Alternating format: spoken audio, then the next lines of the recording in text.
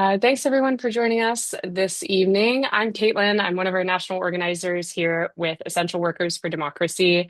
And tonight we're going to be doing an advanced stewards training. So this is Stewards Training 2.0. If you have not attended a stewards training ever before, you can go on our website or our YouTube channel at Essential Workers for Democracy and watch our legal rights of union stewards training. But tonight's training is open to all members, whether or not you're currently a steward. We'll be going over what makes a good steward, some tips on bringing your steward game to the next level, and then we're going to have time for Q&A at the very end. So if you have a question, please use the Q&A function to submit your question. Please try not to use the chat for questions because it might get lost, but feel free to use the chat to share, tips or share where you're from. Share your local and information about yourself. We will try to get to as many questions at the end as we can. This webinar is going to be interactive, so we're going to have a few polls as well as some options for you to unmute and participate if you have something you'd like to add. If you want to share something by unmuting yourself, you can use the raise hand function at the bottom of your screen and we'll call on you. Otherwise, feel free to use the chat. So who is this training for? Number one, this training is for any member. You don't have to be a steward to attend this training. And one thing we'll talk about in this training is that every member can act like a steward. Although members should be aware that that stewards have special legal rights that regular members do not, any member can organize like a steward, which is what we're going to be talking about and focusing on in this training. And then, of course, this training is also for shop stewards that are looking to be more active or to build the union from the bottom up, which is what Essential Workers is all about. So let's start with just talking about what a steward does. So let's get some ideas flowing in the chat. If you want to type in the chat, what are some things that a steward does? And I'll read them out as we get them. Mark says a steward listens. That's great. What else? Assist members with issues, represent members in disciplinary situations. A steward learns the contract, Anthony says. What else? Informs everyone of their rights and the contents of the contract, Rob says. And Mark says organizes. Okay. So now we're going to take a quick poll. If you had to choose one, because in the poll, you're only going to be allowed to pick one option. What is the most important job of a steward? So if you had to prioritize one job for steward, their options are enforce the contract, represent members in disciplinary meetings, get other coworkers involved in the union, mediate interpersonal conflict, or there's also an other option and you can type in the chat what you think. So I'm going to open the poll right now and we will take about 1 minute to answer.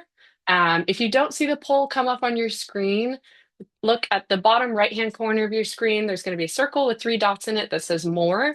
If you click on that, and there should be a drop down that says polls/quizzes. And then if you click on that, you should see the poll option. So we'll take 1 minute to answer this. And Melissa in the chat also says witnesses wine garden meetings. 4 out of 13 respondents said enforce the contract. 31% of people said enforce the contract. 0% of people said the most important job of a steward is to represent members in disciplinary meetings. 62% of people said the most important role of a steward is to get other coworkers involved in the union. 0% of people said mediate interpersonal conflict, and 1 person said something else. And I think trying to see what that was in the chat. If you said something else, type it in the chat now and I'll read it out. But it seems like people overall are leaning towards that the most important job of a steward is to get other coworkers involved in the union. But there are no right or wrong answers to this question. And I think other people were thinking about, the steward's role as contract enforcer, and that may also involve getting other coworkers involved in the union because you can't enforce the contract as a lone wolf. You've got to get other people involved too. Okay. So some things that a steward does might be everything that you all just said. So enforce the contract communicate information, help file grievances, protect members from unfair discipline, solve problems. Sometimes that might be interpersonal problems, and most importantly, to organize. Um, so now we'll talk a little bit about what makes a good steward. Lots of people may have, may have stewards in your store. You may be the steward for your store, and that's why you're here, or for your work site, and that's why you're here. You may also be here because you're not the steward and you're interested in becoming a steward, or you've tried to become a steward, but the steward appointment system has prevented you from being a steward, but you still want to act like one. In any case, there are maybe some qualities that we might look for in what makes a good steward. So what qualities would a good steward have, in your opinion? Maybe we can get some ideas in the chat. Lisa says all of the above to everything that we just said. Any other qualities of a good steward? Anthony says a cool head. So not getting overly heated when speaking with management or speaking with coworkers even. Eric says taking detailed notes. Tyler says leadership. Lisa says listening. Listening skills are super important for good stewards. Mark says they look and build other leaders and stewards. Andrea, being able to work out problems before they become issues. Being respected by coworkers, Rob says. Gustavo says interpersonal skills. Wes says follow up. That's a great one, Wes. I really like that. Some organizers will say 90% of organizing is follow up. So yeah, I really like that. Um, Cool. Well, first up, we're going to hear from Mark Mancini. He's a member of UFCW Local 1776 at Giant Eagle in Pennsylvania. Mark is also a rank and file letter carrier and a member of the NALC. Mark, would you like to introduce yourself and share a little bit about what you think is the most important role for a steward and how, an advanced steward might be thinking of their role on the shop floor? Yeah, absolutely. Greetings, everybody. My name is Mark Mancini. I am a full-time letter carrier with NALC Branch 84 out of Pittsburgh. I am a shop steward there. I also work part-time as a grocery clerk. I still have the same job I had since I was 16 years old with UFCW 1776 KS. And I'm also a member of the IWW, red card carrying member. So, needless to say, I definitely am a union person through and through. So a little bit about my background. Before I started working at the post office full time as a letter carrier, I was actually a full time union representative with the FCW, with Local 23, it was at the time. We later merged and became 1776 KS, and I had left and became a rank and file letter carrier. But in my time as a rep and as a shop steward in UFCW and currently in the NELC, I would say the key role to being a steward, well, let's backtrack. A steward has 20 different roles, right? I mean, we're educators, we're mediators, we're therapists, we're teachers, we're lawyers, we're negotiators, right? We have 1,000 different roles. I think the most important one is always going to be the organizer. And the reason why I say that is because a steward definitely has to know the contract, they have to know labor law, but that to me is the shield. It's the defense, right? An organizer is also going to use the sword, right? Because we're going to take on the bosses. It's not just going to be all defensive. It's going to be offensive, right? So in order to do that, we got to build power on the shop floor. And how we build power on the shop floor is we organize. And I think too many stewards, they take everything they learn from their business union with contract interpretations and knowing it and representing members of disciplinary meetings, and that's good, but that's, to me, that's only half the battle. My experience has always been, once that shop steward is no longer there for whatever reason, maybe they quit or they move on, maybe they go on vacation, the place falls apart. To me, that's not a good steward. A good steward is someone who I know if they're not going to be there, the boss is not going to mess with the workers because the steward organized them, right? So to me, the steward is always going to be organizing. So the first thing I always try to stress to new stewards, especially, is before you start learning the contract, that's going to come with time. I think the important thing to do is pick up a copy of Secrets of a Successful Organizer, like that plug in there, and I would read that alongside your union contract and learn how to be an organizer. Map out your workplace. Identify who the movers and shakers are in the workplace. Identify the relationships in the workplace. I've met stewards who are just phenomenal when it comes to so many different things.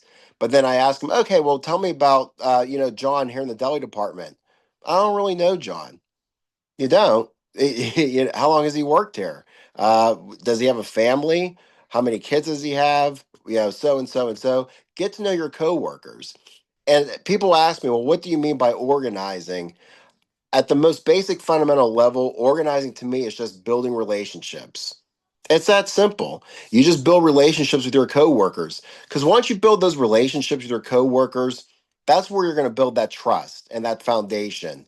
And eventually, your work as a steward can become easier because a good steward is going to identify other leaders. They're going to share their knowledge with other people so that that information gets disseminated among everybody else. So when the boss is violating the contract in one department, they're going to know because hey, so and so taught me about this. You can't do that. You know, to me, it's something where you want to, I guess, use the term from Stan Lin. You accompany workers, meaning that you work alongside them in the struggle to build a stronger workplace and hopefully the building blocks for a better future. And the way we do that is we got to organize. Like I said, map out your workplace, identify other key players who you work with, know the power dynamics in the workplace, know the relationships. Once you start doing that, your job as a steward is going to become a lot easier and a lot more gratifying. And eventually, you're going to build up other stewards and leaders down the road. And if anybody has any questions or anything else they want to add, feel free to please let me know. Awesome. Thank you so much, Mark. Um, we will have lots of time for questions for Mark at the very end. And we're going to hear from some other awesome stewards and members from across the labor movement today. But thank you again, Mark, for being here and for sharing your expertise and experience as a union activist and as a steward. Let's get some emoji reacts for Mark in the chat. All right. And on that note, we're going to talk about the idea of stewards as organizers. So some of you may have seen this before. We often talk about workplaces that either don't have a union or people aren't paying attention to the union or the union's not very active as an unorganized workplace. But that's not quite the right way to think about it because all workplaces are organized, just not quite in the way that we want them to be organized. Unorganized workplaces, we could also describe as being already organized, but being organized by the boss. So the boss organizes the workplace with, the boss at the top calling all the shots. Maybe the CEO is at the very top, and then we've got the board of directors and the shareholders, and then we have the district managers and the store managers, and then trickling on down from there, right? And then all of the workers are there at the bottom, kind of alienated or separated from each other. Um, and that's how the boss wants the workplace to be organized. They don't want people talking to each other. The boss doesn't want people knowing who's in other departments. They don't want people knowing, how many people are working on each shift and what do they like to do after work and how can we get them talking to each other. So the role of an organizer is to take a workplace from being organized in the way that the boss likes to being organized in the way that the workers like. And when we organize ourselves, we can think of it kind of like this, where an organizer starts by having one-on-one conversations with coworkers, and through that process, identifying leaders. And once the organizer identifies the leader, this bigger dot, they can pull all of these smaller dots along with them. And the organizer then recruits the leaders to an organizing committee where they're connecting the leaders with each other. Maybe those are leaders across different departments, across different shifts. It could even be leaders across different stores in the same local. Or they could be leaders across, let's say, different language groups, people that speak different languages if there are a lot of languages spoken where you work. The organizer recognizes that they probably can't speak to all 100 people or 200 people or sometimes even 1,000 people in their workplace by themselves. Maybe they could, but it might take them months or even a year to get around to speaking and having a one-on-one conversation with everyone that they work with. Instead, an organizer can identify the people who can go out and have conversations with 5 or 10 people. And then once we have 10 people that can each have a conversation with 10 people, we've hit 100 pretty fast.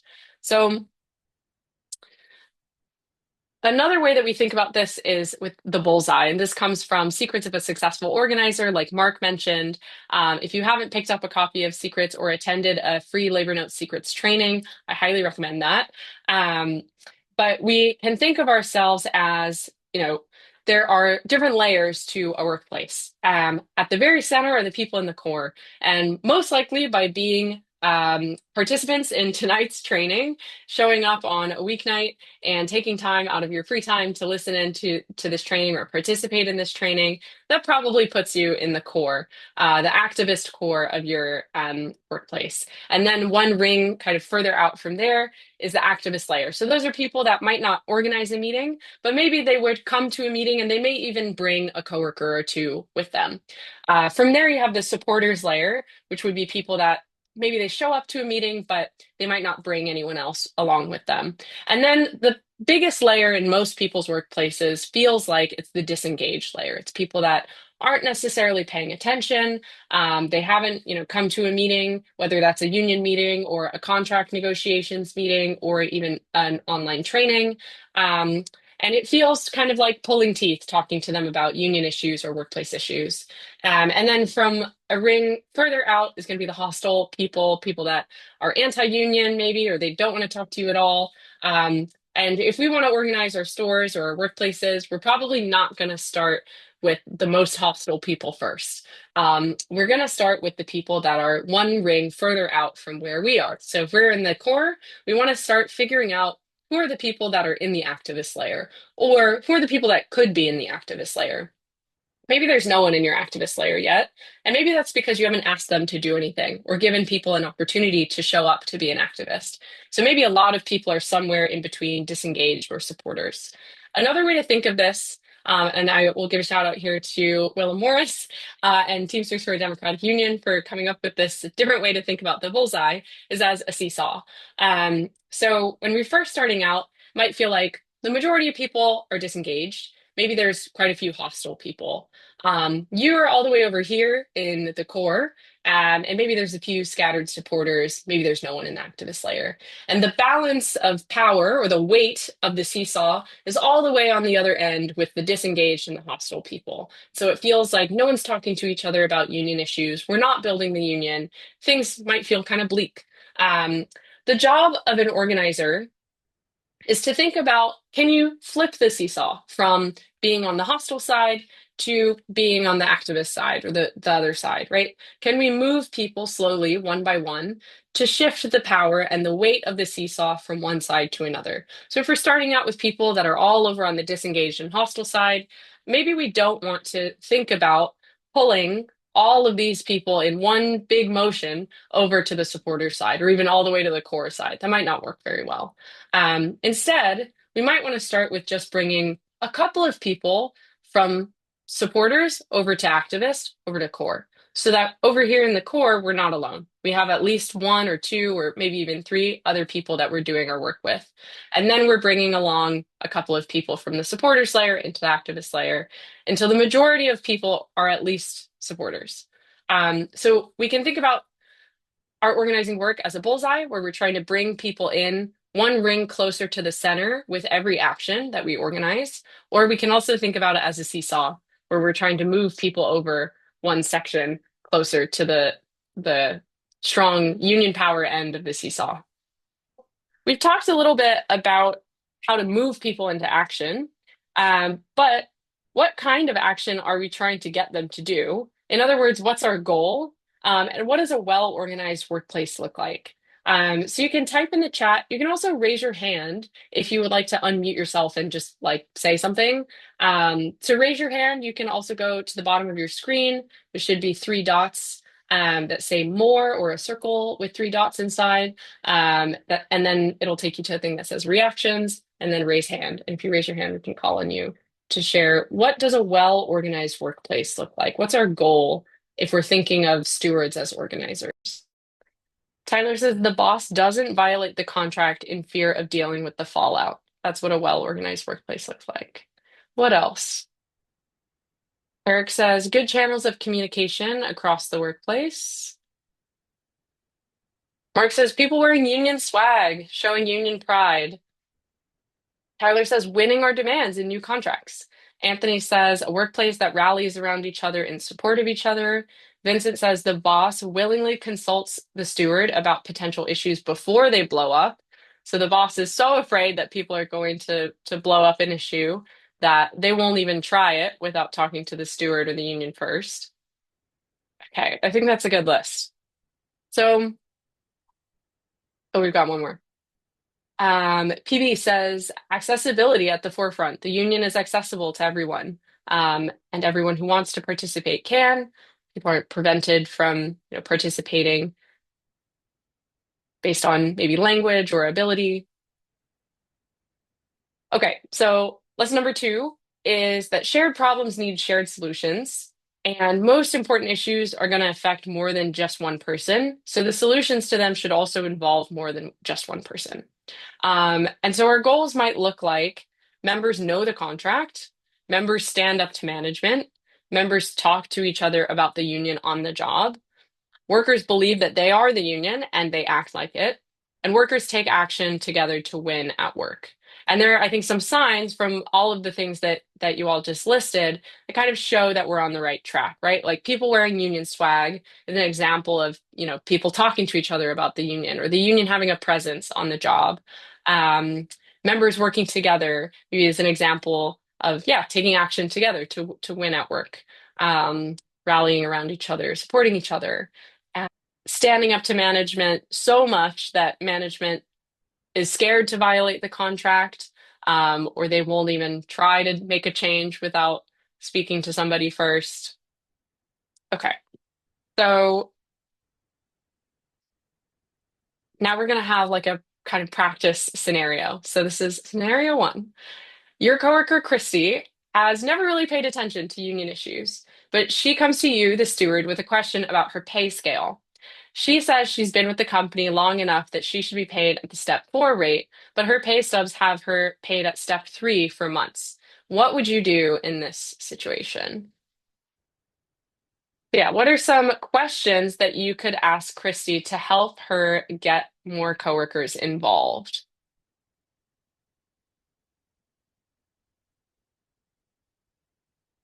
Okay, so Vincent says you could email the union rep with your contract information and ask them to perform a wage audit and file a grievance if necessary. Melissa says check the contract for pay scale and dates on raises. Wes says find the contract, collect stubs.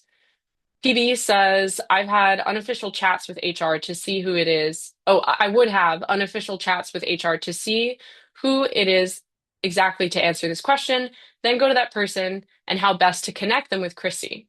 Um, Grab Chrissy's info, grab my contract, and see where she might fall in the pay scale, Andrea says. Tyler says a question that you might ask Christy is, does Christy know if anyone else is dealing with this problem? Mark says, review the contract language with Christy to verify the mistake. And if it's incorrect, we walk to the boss together to correct it. If they don't correct it with back pay, then escalate and get others involved. That's a great question, and those were all really good answers, solutions to it. I definitely think the most important thing is that the member, Chrissy, feels like she's being represented, not like she's going at this alone. If anyone on the call today has been in this situation before, it can really feel like it's you against the world. So a steward has a really awesome opportunity in this situation to not only find a solution for Christy in the moment, but to be able to set the example for other members around that, hey, if you are having a problem with this, make sure to go talk to this steward because they're really active. And then I really think that the most important thing in that would be to start to have conversations with other people to find out if they're having a similar situation.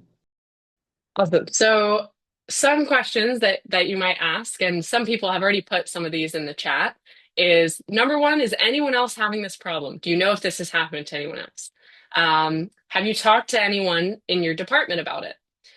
Another thing you might do is say, I'll talk to the people in my department if you agree to talk to the people in your department. When is a good day for us to check back in on how those conversations went? So this goes back to what Wes was saying about follow-up. Um, if you bake into your ask, um, an option to follow up or kind of a commitment to follow up, then what you're asking is not just, will you talk to somebody, but also, will you check back in with me to see how it went? And then I think it was Mark who put this in the chat. Yep.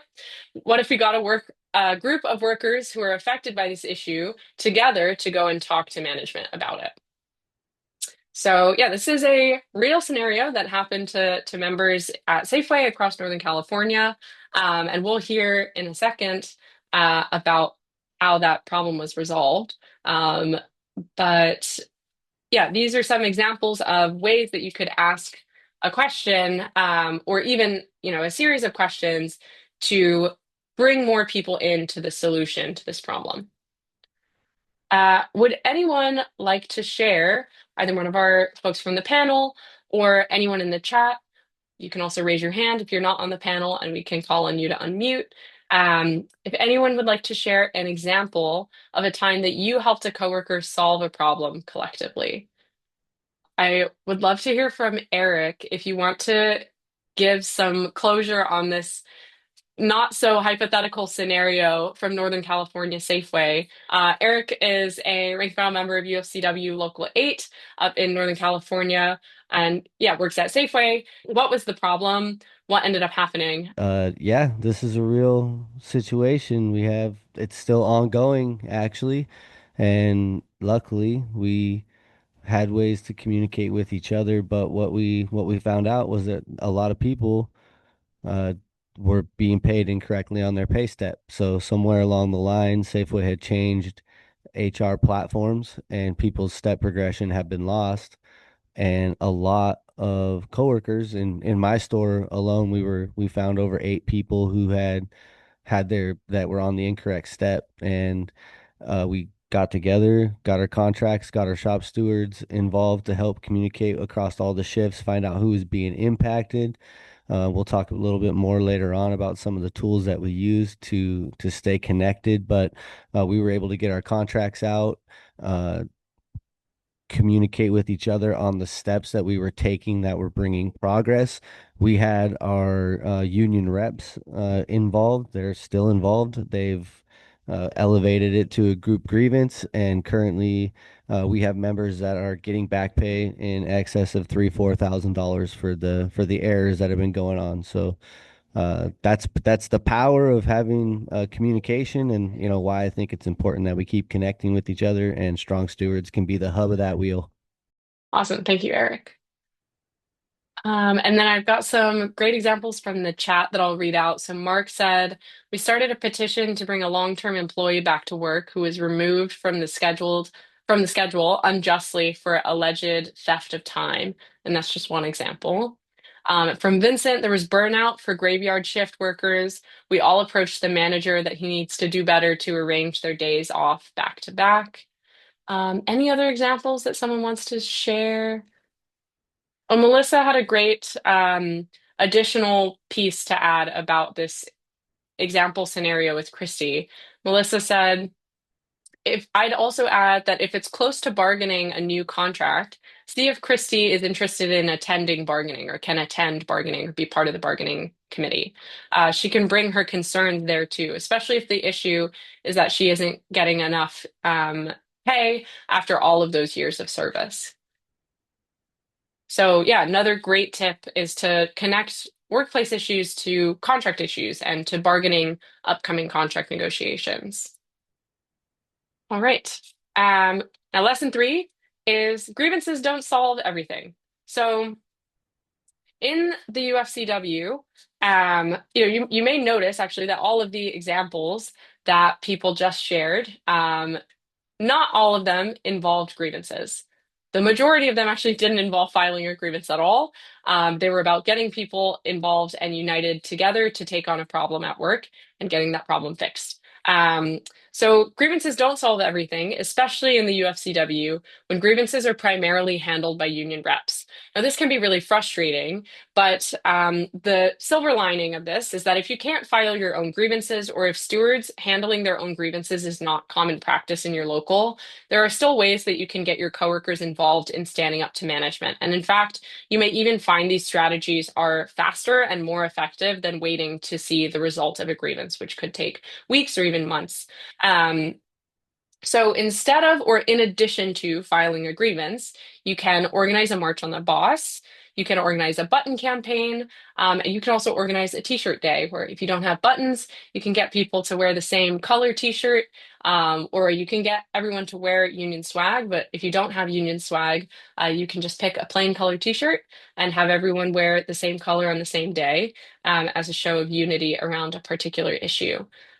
So one example that we're going to hear from one of our panelists on is organizing a march on the boss. So I'm going to pass it over to Andrea Reynolds. Andrea is a shop steward in Kokomo, Indiana, in UFCW Local 700. She works at Kroger as a receiver. We are really lucky to have Andrea with us tonight. Thanks so much, Andrea, for joining. And if you would like to introduce yourself, and share a little bit about what you and your coworkers have recently organized. We've kind of called it a mini march on the boss. So if you could introduce yourself and share a little bit about what happened there. Hi, everyone. My name is Andrea. I have worked for Kroger for 27 years now. I'm a union steward. And at the time when we were going through this issue, we didn't realize what we did was even a march on the boss. We had some pallet jacks, 3 pallet jacks that just completely were junk. And my manager told me, throw them away, put them out back. And I'm like, well, we can't go without pallet jacks. I mean, the vendors were arguing with the employees and bickering. And we were standing in the back room, me and 3 other people, and we were like, you know what? Get Aaron back here. Get our manager back here. So we paged our manager and we had a talk with him. And we said, look, we can't go on like this. Something needs to give. You have to put a request in to get these jacks fixed or get us new jacks or something. We all started explaining how this is a quality of work issue. I mean, it not only helps make our jobs easier, but we may not get hurt from using a bad pallet jack or just not having a pallet jack in general. And he was like, well, I don't know if it's going to get approved. I don't know. And I was like, well, put in the request. We also got a hold of our union rep to make sure he followed up with HR to get that request approved. And then a few days later, it was like Christmas Day. He was like, hey, 3 new jacks will be here in a week. And 3 new jacks will be here in a week. And I've put in a request with the general tech to get them fixed. And I guess at the time, we didn't realize what we were doing as a mini march on the boss. But after kind of talking with Caitlin, she was like, oh, you did a mini march on the boss. And I'm like, did I? And so, but it was great because everybody was elated that we got these new jacks and it kind of just made everybody a little happier. And so it wasn't scary. It wasn't, this big contentious issue, but it just made our quality of work life better. And, definitely it's a good strategy. If you're having issues like that, I would definitely, make sure you follow up, because if you don't follow up, like with our manager, then, things can just spiral out of control and you don't want that. Do you have any tips or advice for other members who might be thinking about organizing a mini march on the boss in the future at their workplace?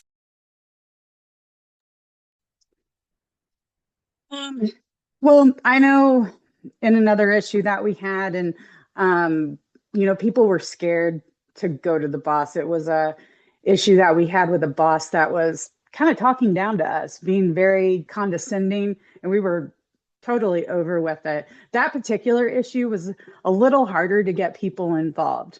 I think after a little nudging, they realized, if we do it together, things will get better. And that particular manager is now on a disciplinary probation thing. I don't know what they call it in management. And, hopefully that manager will be transferring to another store or, maybe not work with the company anymore. But I mean, you just got to keep, talking to these people and telling them, if we get together and do this together, we can make changes. Awesome. Thank you so much, Andrea. And anything else that you would want to add or share about your experience during this? I guess I'm fairly new to, organizing and stuff. Local 700 has definitely had a fire lit under it. If you haven't heard, the Indianapolis contract was very contentious this last contract cycle, but I am totally in awe of the people who have joined our movement, and we're making great strides. And I really am excited for the future because I think Indianapolis is really going to set the tone for, the UFCW. Awesome. Thanks so much, Andrea. And we will hear from you again during the Q&A. Um, but we're going to move on for the sake of time. And just for context, this photo that you see up here is not from Andrea's store. If you're paying attention to details, this is at a Safeway. This is from another March on the Boss that was organized in Northern California, actually right around the same time, around a different issue, around a member not getting her contractually obligated hours. And they ended up organizing a kind of spontaneous mini march on the boss with just a couple of members. I think it was about 3 people, and walked into management's office, told them that the member was demanding her contractually obligated hours, pointed right to where it was in the contract, and after a couple of additional steps and follow-up, pretty quickly got the member paid for that additional hour, even though she was sent home to not work it. So management had to pay out for an hour of labor that they did not actually receive, which I'm sure they didn't enjoy having to do and are never going to do again. um, and we can hear more from Eric about that in a moment as well, because that was in Local 8. But now we're going to move on to scenario number 2. So scenario number 2, you're trying to get more members involved with your local. So you tell your coworkers to come with you to the next quarterly membership meeting for your local. You tell them to tell their coworkers. On the day of the meeting, no one shows, and you're the only person from your store that comes to the meeting. What went wrong? Either type in the chat or raise your hand. What do you think explains this? Okay, Eric in the chat says, forgot to follow up. Lisa says, no follow up. Tyler says, no explanation of why they should want to go to the meeting. Andrea says, they think nothing will change. Melissa says, we have that problem sometimes. Nobody will join if it's a day off, nor would they come before or after a working day, and we haven't quite found a solution yet.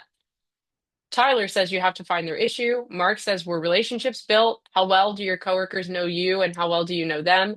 Do they trust you enough to take time out of their day to go to a meeting? So first, we'll talk about some just practical tips, and then we'll talk a little bit about some bigger picture things when it comes to general membership meetings. So first, maybe consider giving clear, doable tasks that are easy to measure. So rather than saying, talk to your coworkers, maybe you want to say, can you talk to 3 people in your department? And who are 3 people in your department that you would like to talk to? Okay, you're going to talk to Angie, you're going to talk to Claire, and you're going to talk to Alex. I'll follow up with you next week and see how that went. And then in 1 week, you'll check in with them and say, hey, did you end up talking to Angie, Claire, and Alex in your department about the meeting? What did they say? So give some clear and doable tasks that you know when it's done and when it's not done. So there's no way for you to tell, did you talk to your coworkers? Maybe that they'll say yes, but they only talked to one person, or they'll say yes, but they didn't talk to anyone and they were embarrassed about it. So we want to have some really clear metrics that we can easily measure and follow up with people on. Um, and I believe Tyler was the one that put this in the chat. You have to find their issue. So ask some open-ended questions to find out what your coworkers think about these meetings before you start inviting them to them. Maybe they have already attended these meetings in the past and they've decided that it's not for them. They don't want to go. And you need to figure out why. So maybe attending meetings is not the right ask for them. And we'll talk a little bit about what some other asks might be.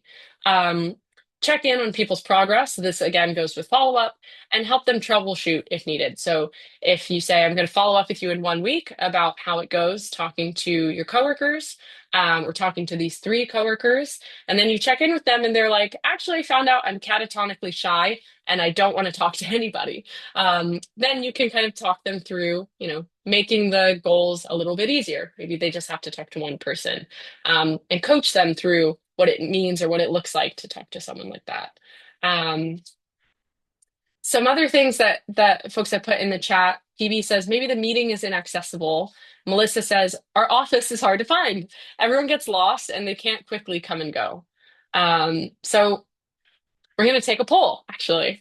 Why do you think in your local members don't attend union meetings? And I think in this one you can select multiple answers, but we're going to launch the poll. So the options are they're working during meeting times, the meetings are too far away, they're busy with family or other obligations, everything is good at work, or they don't care. So you can pick multiple answers, and we'll give it 1 minute while we answer this question. 45% of people said they're working during meeting times. 73% of people said the meetings are too far away. 45% of people said they're busy with family or other obligations. 36% of people said everything is going good at work. And 91% of people said they don't care. So this is very interesting, because one of the things that we talk about often, and if you've come to an organizing meeting with me before, you may have heard me or other, folks in like the labor notes world will say apathy isn't real. Everyone cares about something, right? And you would have to be kind of crazy to not care about what happens to you for the majority of the time that you have on Earth, which is then spent at work. Everyone has something that they care about when it comes to work. But not everyone might care about a general membership meeting. Membership meetings are important, but they're one of many different ways that we can get information to members. And as some people mentioned in the chat, people are not going to attend meetings if they don't know what they're for or why they matter.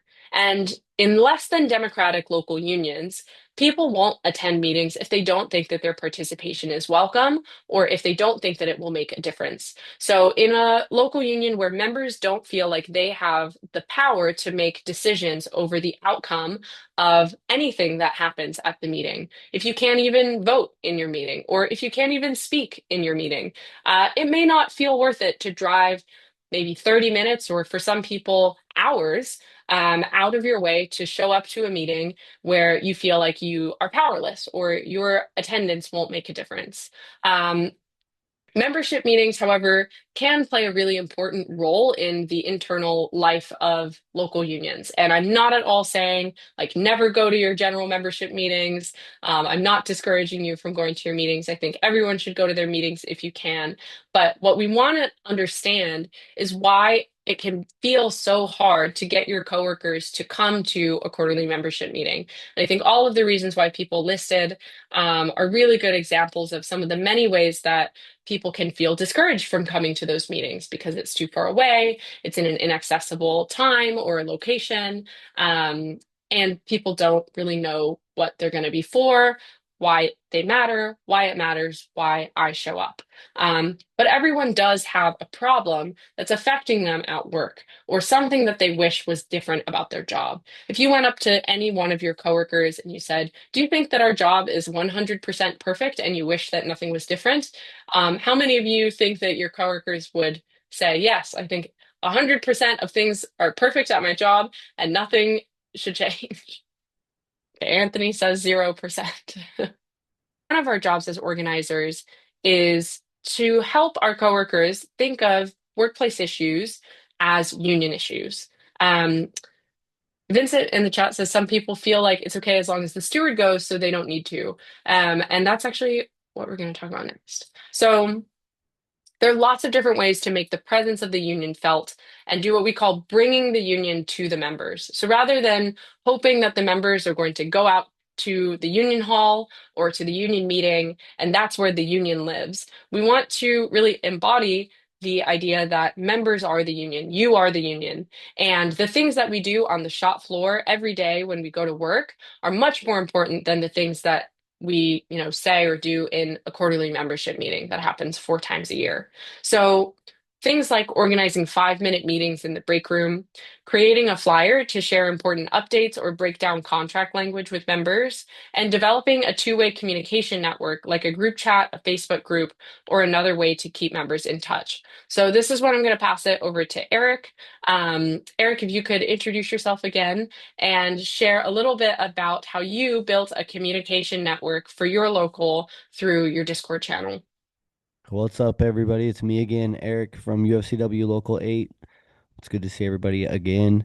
And yeah, this is something that our reform group here in Local 8 has been working on for a good part of a year now. We have a Discord channel, and our group's called At What Cost. And the reason that we created it was, because we had gone to our union rep and let them know that we were looking to start building worker power, and we wanted to communicate with each other and talk on a more consistent basis. We hold quarterly membership meetings that are inaccessible for a large majority of the membership. For us, it's a 2.5 hour commute one way to attend the meetings. And to Wes in the chat's point, the meetings are intentionally made kind of pointless. So, I get a lot of people to come to one meeting and very few people to come to two meetings because they get very little value out of it. So, we went to our rep and let him know that we wanted to improve that and increase our communication and, recognizing the need to build solidarity with each other and community with each other requires a shared space. And we asked for a union hall and we're denied that space. So we decided to create one ourselves. We created it's basically a virtual union hall. It's our Discord server called At What Cost, and stores can have private communication channels in there if they would like. We also have like topic channels around common hobbies like video games, books, movies, music, things like that. A general space for an ongoing chat that's available 24/7. So it's been a great place for, night crews and day crews to communicate with each other. The wage theft that we were talking about earlier on the call, we were able to create a wage theft investigators club channel where people that were impacted by this had a shared spot to communicate on the progress that they were making, the steps that they were taking, what they were hearing from the reps. We were able to keep the reps honest by, making sure that they knew that we were talking to each other about everything that was being told to us. Still some issues that we have with the way that the union was not communicating to everybody about what was going on. We were having to kind of spread the word ourselves, but having this chat room that everybody's connected to kind of gives us the ability to, with people that are closer to the center of that bullseye and more interested in being active, they have a place to be where, anybody that has questions about their contract or their health benefits or their pension, there's shop stewards in there. There's, like I said, store specific rooms for people that want to speak in private about stuff that's going on in their store location. So it's been super helpful during our contract negotiations. For us, we don't have any open bargaining here in Local 8, so we had very little visibility into what was going on with the negotiation process. But we were able, through our Discord server, to get direct information from shop stewards who were communicating with our reps and make sure that any rumors that were popping up on Facebook or things that were getting spread around, we could get verified or we can, find out was misinformation and dismiss. So that was really helpful. And, I think for people out there that are wanting to build this kind of, start working towards building the solidarity that we need for really a much stronger UFCW union, we need to start thinking about like what the union hall of the future looks like.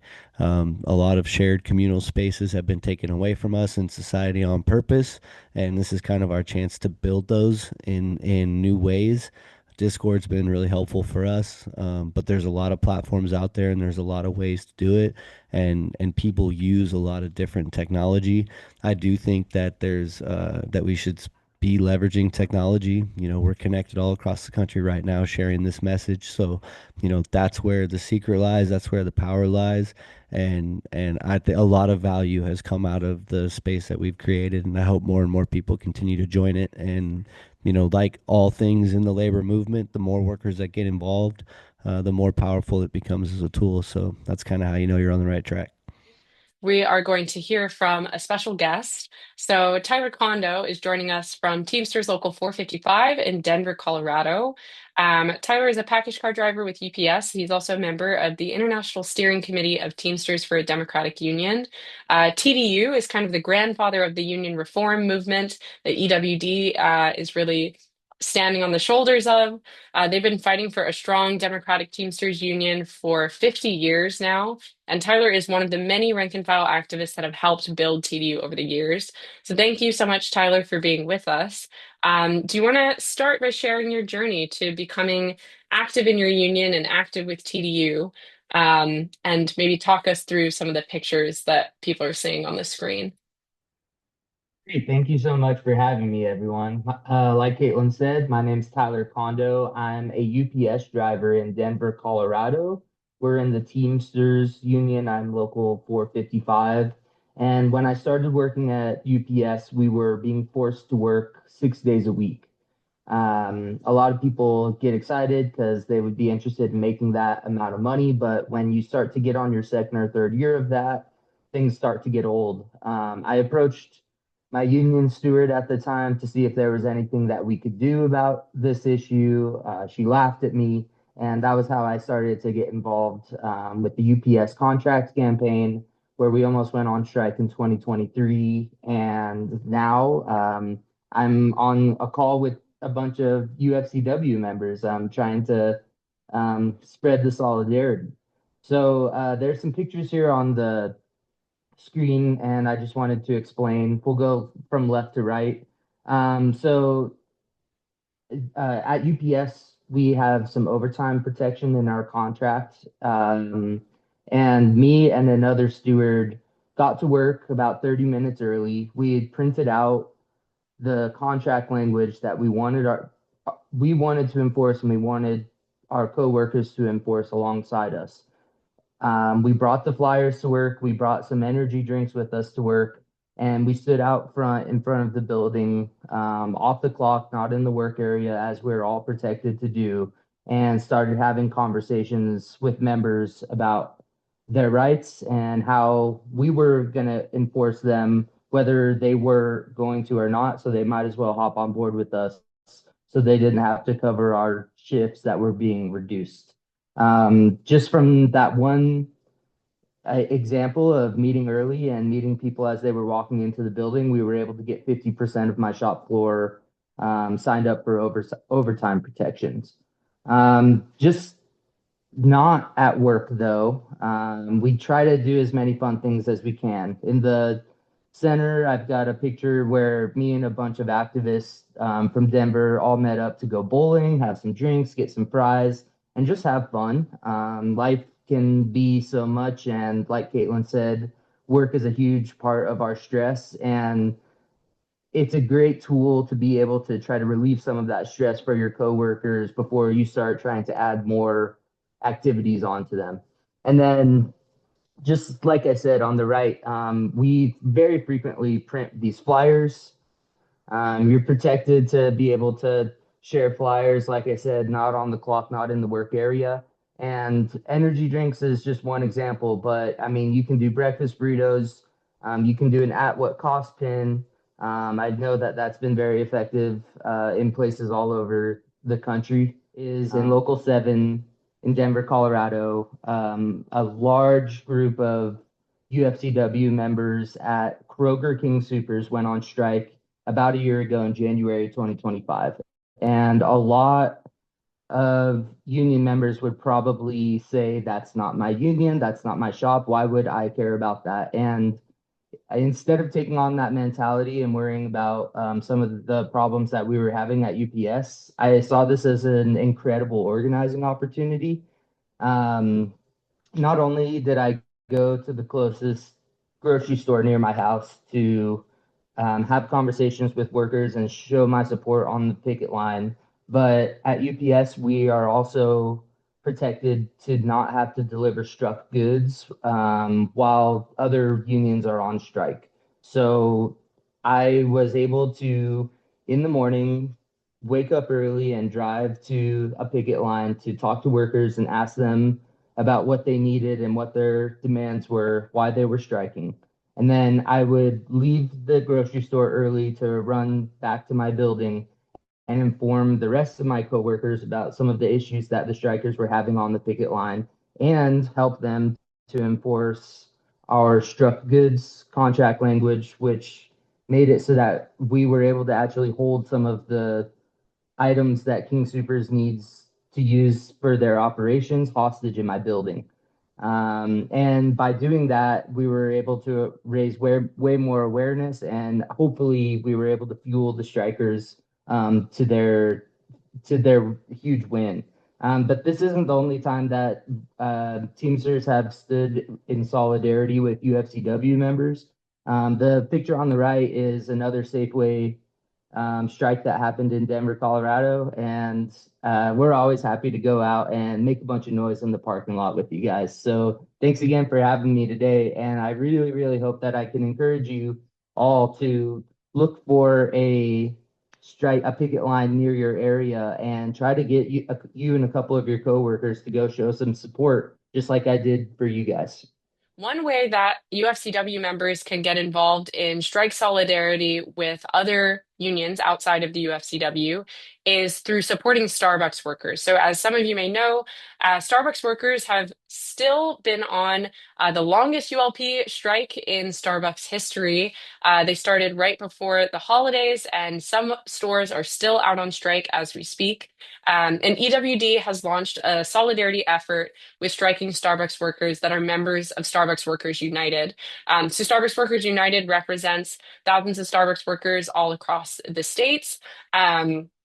That work in brick and mortar Starbucks stores.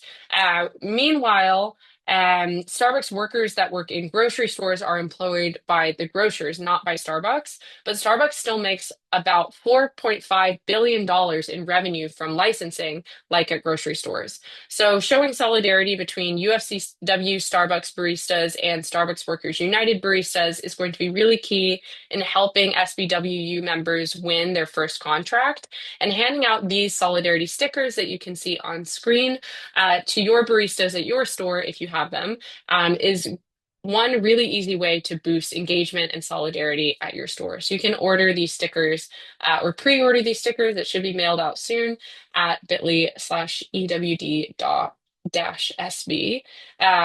There are going to be some big contracts and labor battles coming up this year. Actually, just today here in New York City, where I live, 15,000 nurses went out on strike with NYSNA, the New York State Nurses Association. So they're out on strike as of today, and there's going to be many more labor actions and some potential strikes in 2026. So if a picket line comes up near you, think of getting a group of coworkers together to go out to support. It's a really good way to build the union, build kind of a sense of solidarity, and get some of your coworkers involved. Another way to boost engagement at your workplace is to share copies of Essential Voice, which is EWD's quarterly newsletter of rank and file organizing stories and victories all across the UFCW. And you can order a bundle or become a subscriber at bit.ly/essential-voice. Remember that anywhere you can share a flyer for Girl Scout cookies, you can also share a copy of Essential Voice. Just make sure that you're in non-work areas and on non-work time. So you can become a quarterly subscriber to Essential Voice, or you can order a bundle and distribute them to your coworkers at work. We have our winter issue coming out and going to print in just about a week or so. So it should be out in the next few weeks. And we've got some really exciting stories, including some stories from Marching on the Boss that we heard on this webinar. And then finally, these trainings are free to all UFCW members. We're going to post a recording of this training on YouTube so people can watch it afterwards. But consider supporting EWD if you are able to by becoming a monthly supporter. And if you donate $30 a year, you can get a free EWD t-shirt. So if you sign up for recurring annual donations, get a free t-shirt mailed to you.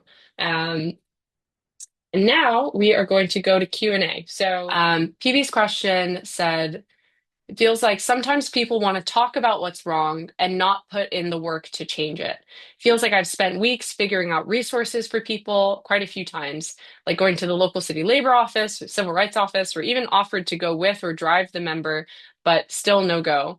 What should we do in this situation? Because it kills the morale of me and the other stewards.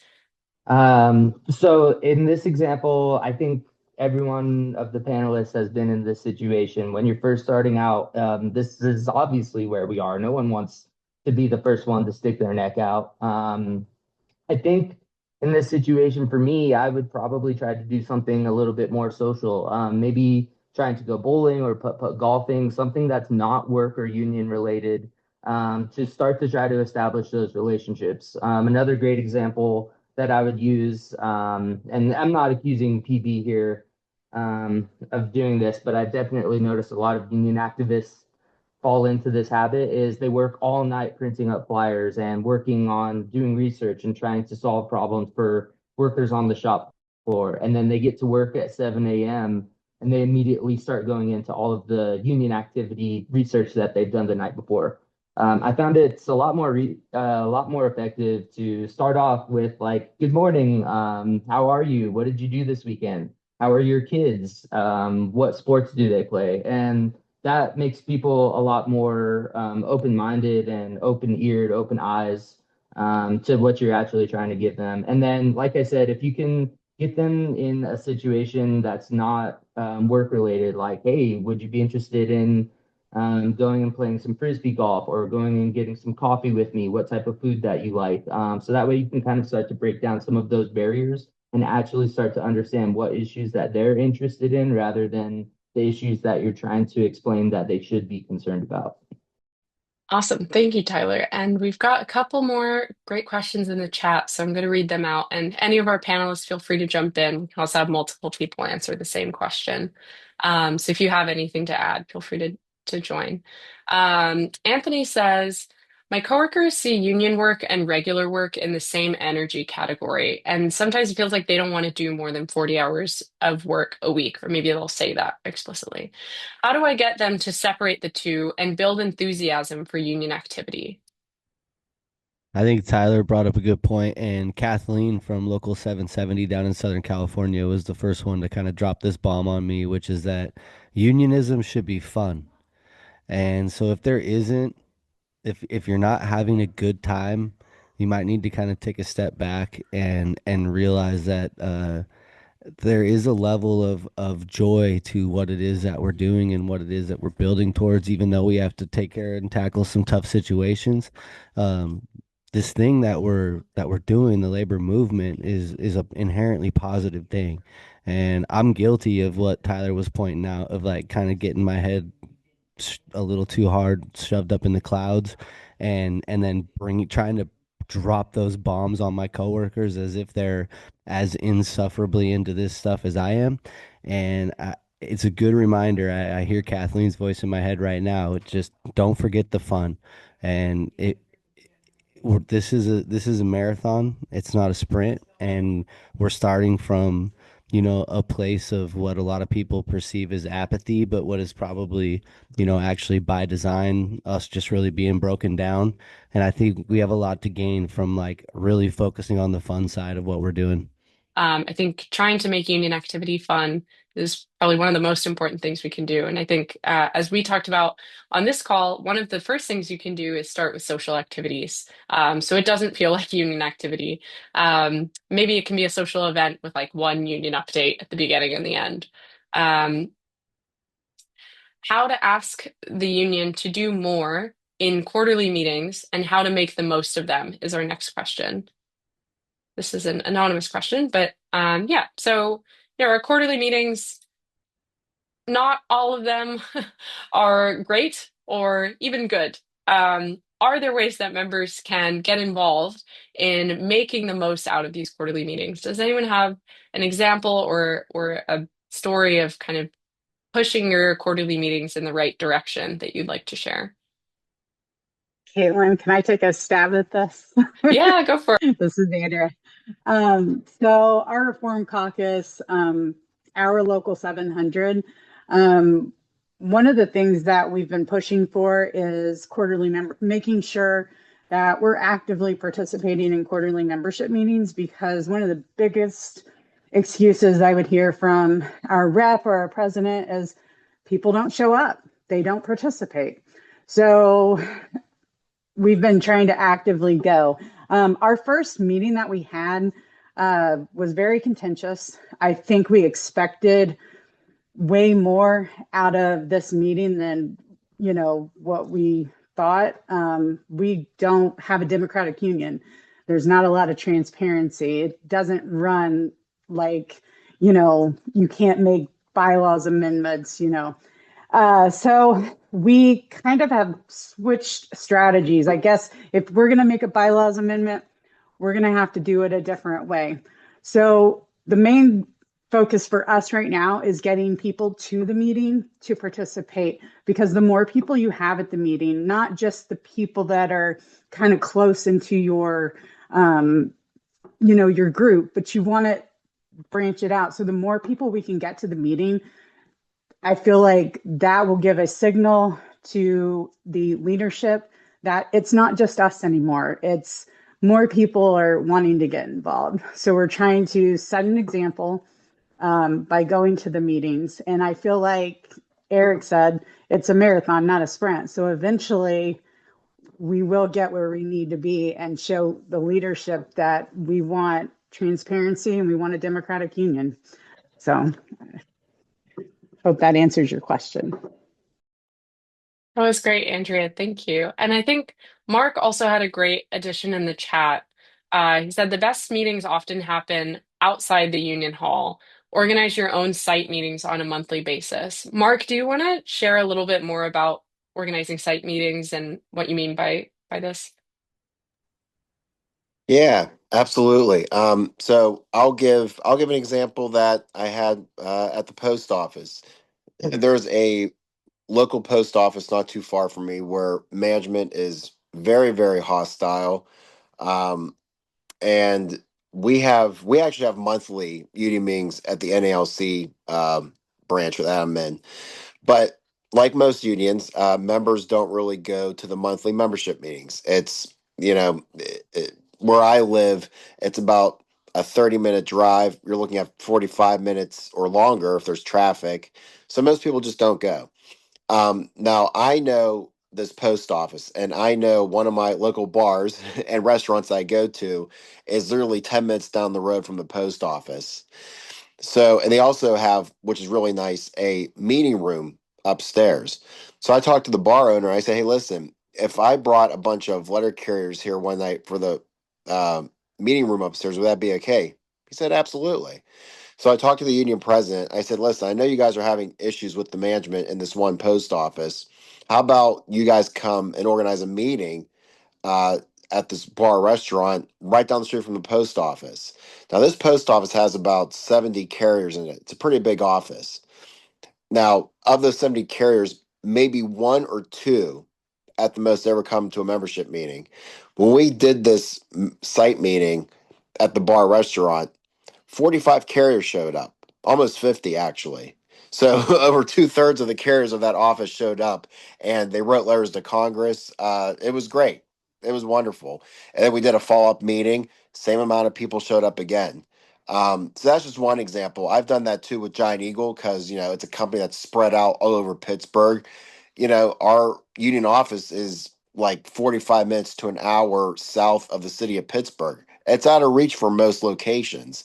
So find out from the workers in these work sites, especially if it's a multi-site employer, if there's a local restaurant or a bar or a hangout, whatever, that people go to that hang out in that area, organize a meeting there.